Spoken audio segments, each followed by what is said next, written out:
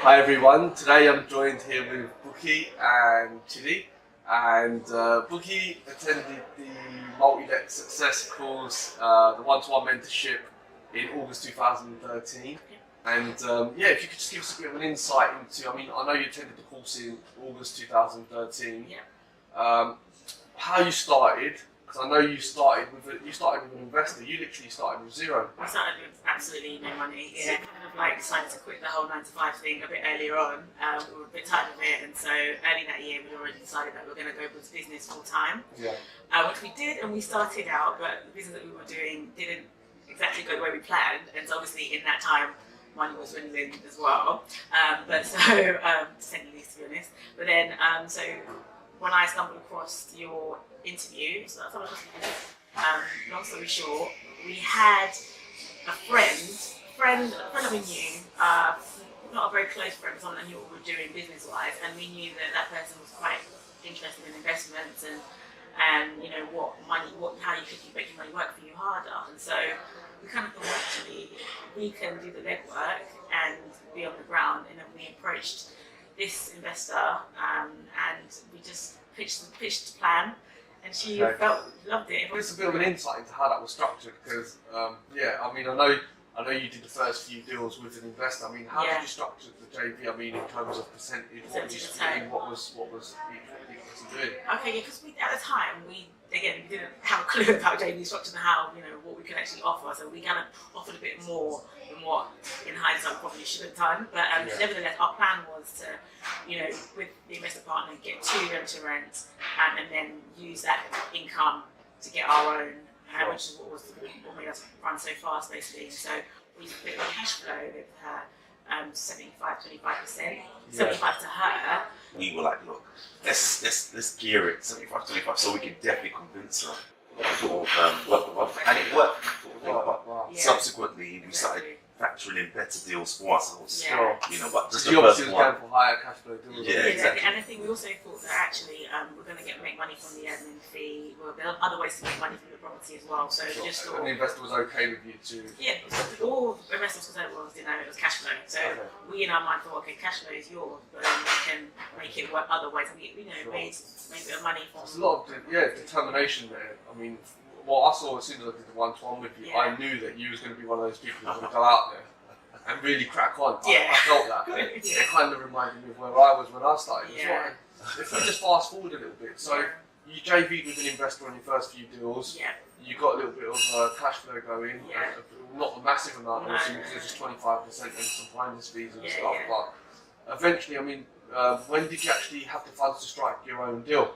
So on the third deal, we were able to do our own one because we had obviously money more coming in, and then we had a bit other money coming in from other sources as well. So by the time we got to number 3, which was not too long after, we were able to start investing by ourselves. When did you do that first deal by yourself? 2013. You struck your own deal? That was our first one. Yeah. Okay, so how did that feel when you? Because I remember we was on the one-to-one and we was keeping in touch. Oh, great! It was it was cold and winter in November time. But to be fair, when you consider where we were coming from, because there was an element of desperation, sort of thing. So we were focused. So we needed to turn things around quickly. So failure wasn't really an option. Even after she came back from your course, in fact, just before she went on your course, she was like, "Look, it's this guy. Got to go on this course," and we were down to our last £500. Yeah, exactly. Sort of thing. So she was really eager to go on a course. Went on the course. From there, the fire was just burning. So we were just out there making it happen, sort of thing. And lo and behold, when it came to that to November, and we got our first own property. Tell us a bit about how the deal went and what was the cash flow, whereabouts to get it. Give us a little insight into the deal. That was an interesting one, isn't it, as Alexandra? Because that was an interesting one because that was probably the first 2 we did. We didn't get up to £1,000 for the cash flow for the first 2, based on the structure of how we did the rooms and stuff. But this one was quite good because we had 5 rooms to play with, and it was a reasonably good location. And so, long story short, by the time we filled the room, we cash flowed just shy of £1,000 on that one. So we were ecstatic. And so we made a decision about a few months, maybe 4 or 5 months afterwards to change it up. And so we took 1 room as a living room, but then we increased the rents for everything else. So we not too bad actually. It was about 700. So, which, to be honest, something that we've restructured it. We thought let's just take 700. Let it be a bit more peaceful with all the complaints. Sure. But it was convenient because at the time someone wanted to leave.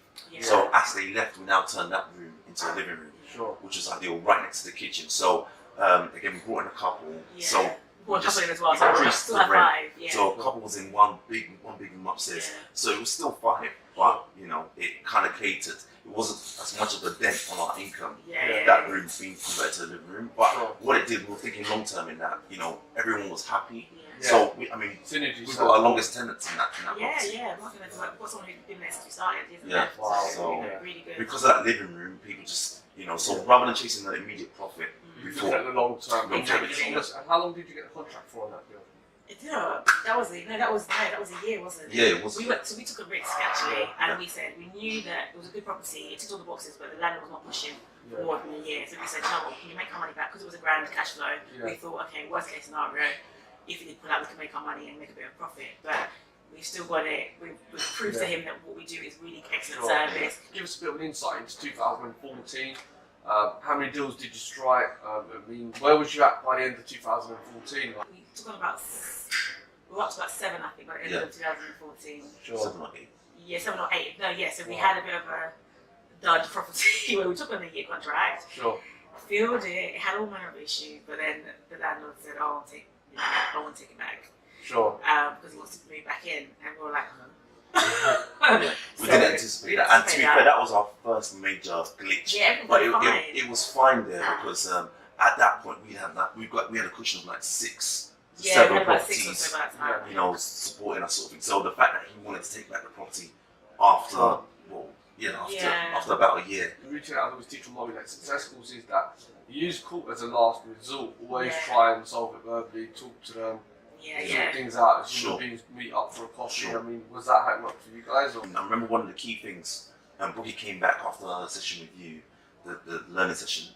Basically, what she said is that, look, when we're dealing with the clients, when we're first meeting them, we're effectively reading them. You know, what we're getting. It's like we immediately start to build a picture as to the individual to see whether this person will actually fit in well with the property, the rest of the tenants. Because obviously, this is the difference between letting agents and what we do. Exactly. They'll just put forms through the thing and say, okay, you pass referencing, you filed with no consideration. It's such a key thing. So you finished the year 2014 with 7 rent to rents. I mean, what was your cash flow at that point? Average 700. 700. Initially, when we started off, it was higher, but because obviously it's changing in the market, it's increasing rent, landlords more and more. We're in 2015, it's October. Where are you at now? How many rent to rents do you have? Now we've got 10. We took a break earlier. I think we got our last 10th one before. Do you know what? Let's take a break a bit. So we were kind of taking a break a little bit, doing other things. But we're at 10 at the moment. Cash flow for the business is close to 7,000. That's 7,000 net profit per month. Yeah.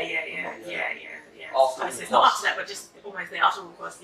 It's close to that as a business. What would you say has been like one of your biggest learning curves or challenges throughout your rent to rent journey? Definitely. I mean, other challenges we've had, I guess, have been that property mentioned. That was a big kind of like, and I guess for a few months we were a bit like, a little bit deflated. Which one, Selena? Selena, I was like, just, you know, like it was a bit of a, you had to restructure it, but they thought, no, just keep going. You can't stop because of one bad egg.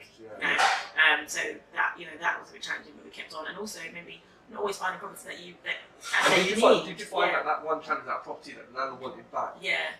What did that do to you internally? Because I know some people will crumble and you didn't. So did that? I mean, just a bit of an insight. Did that spur you on? Did it give you a bit more drive? Initially, we weren't going to give up, definitely, but I think it was painful.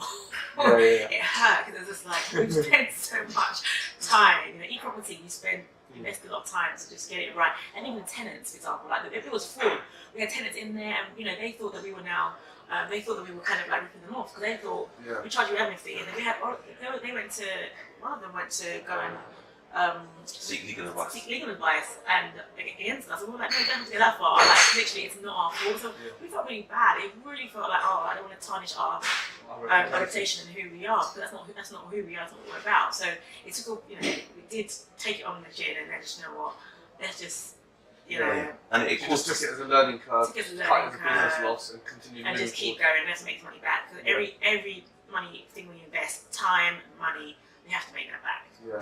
And has this learning like strengthened your criteria when you're moving forward on every single deal now? Yeah. Because I always say like the first few deals are so important, because especially if you start out with nothing. Yeah. If you had that challenge at the beginning, it could have been the end at the beginning. It could have really took us. So it's like that's one of the biggest learnings that I've taken on the route as well, is the discipline all the way through. Yeah. And just like learning, but it's really good that you've applied it. I mean, if there's one message that you could give to our audience who are watching this interview, one tip, one piece of advice, what would it be? Yeah, just reflect, really. Just look at your life. If you want to make that change, but you're umming and ahhing, you just need to ask yourself one question. You know, when you get to an advanced age, do you want to look back and regret, or do you want to take the risks now? And I just encourage you to take the risks, because either way, you know, it's going to be an amazing journey, an amazing adventure. There'll be tricky times, but you know, you don't want to look back on life and say, well, actually, I wish I did this. I wish I did that. You know, my mum did that. My mum's passed. My mum did that, and she said if there's one thing she would have done, it would have been to start a business. So for me, irrespective of where this journey would have taken us, I was happy to dive in to launch a business. Yeah, definitely. And the freedom that it gives, you know. It's what day is it today? It's the 14th. No, it's a Wednesday. It's Wednesday, isn't it? It's a Wednesday afternoon, and we're just here by choice. We don't have to take time off from work. It's freedom. Yes. 12:40. Yeah, exactly. And that's really precious. That goes beyond money. You know, your time is so valuable. My advice as well would be find that thing that would really motivate you. You know, find that thing that you really, really want. You know, to make your life change, make a difference. Because when you know what that thing is, then you will do whatever it takes to make it happen. You know, so you know, really, I think it's not even about property. Really, it's about the drive. It's about motivation. It's about what you want out of life. You know, just a vehicle at the end of the day. Wow. You know, That's it. Right. So happy you said that. Yeah. I completely agree. Property is just a vehicle to allow us to do what we want to do. Exactly. And the fact that you're doing that and you're living in that freedom is very exciting to see, you know? Yeah. And I'm just genuinely excited to see where you'll be in the next 6 months. Yeah, I know. We'll have another call and see where we are 6 months time. Wow. I just want to thank you for sharing your journey with us. Yeah. And I know for a fact that it's going to be very inspiring for anybody to see this interview. Even myself, I feel very inspired by your journey. So if anybody wants to get a copy of your ebook, are you happy for me to send out an email? Definitely. I can send us our email addresses, or I've got a blog that Sure. a blog about living life. You know, the life of your dreams. It's a little kind of hobby thing, but still, if you want to connect, you can connect with us on the blog or Facebook or LinkedIn. Excellent. Okay, Julie, thank you so much. Pleasure. Thank you so much. Thank you. I look forward to catching up with you in 6 months' time, seeing where you are then. Definitely. So, okay, thank you guys. I hope you've enjoyed the interview. Bye for now.